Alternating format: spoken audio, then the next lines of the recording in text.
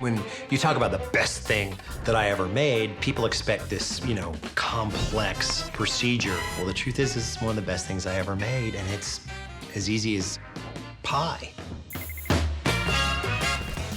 My grape pie begins, oddly enough, with grapes. Green, seedless grapes, 1 pound, that's 16 ounces of them sliced in half. I'm gonna marinate these overnight in 4 ounces of honey and 1 ounce each brandy and lime juice. And overnight is, well, however long night is where you are.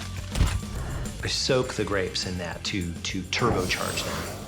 The crust for our grape pie is just like a standard graham cracker crust, except it doesn't use graham crackers. It uses vanilla wafers, which I think kind of have a better analog, if you will, with the grapes themselves. A lot of people think they can't make pie because there's that crust element to be dealt with. But crust is really much easier than people lead on. So 4 ounces of walnuts. You can toast them if you want. 40 by count vanilla wafers.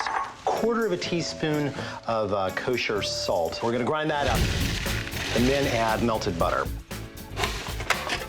And you pack that down in like a baking dish. But this is not like a pie you bake. It's more of a refrigerator pie. Next step, drain the macerating grapes. There's gonna be a lot of extra fluid that we do not need for this pie. 3½ ounces by weight of light brown sugar.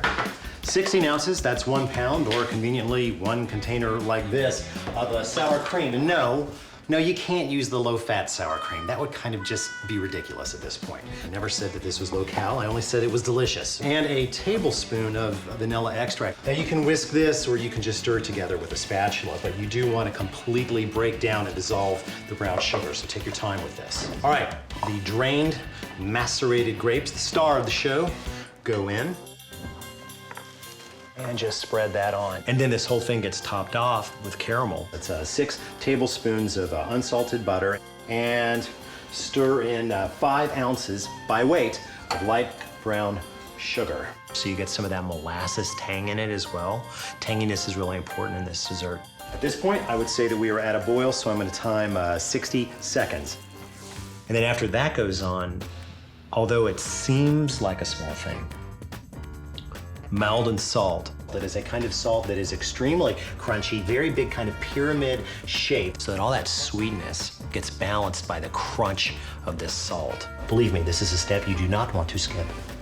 Almost forgot. This needs to go into the refrigerator for at least an hour before serving. Don't know what I was thinking. You've got the flavors that we think of a baked cookie. You've got the burnt sugars of a brulee. You've got the richness and tang of sour cream and dairy, all being held together by this turbo grape. Yes, I can confirm now, this is perhaps the best thing I've ever made.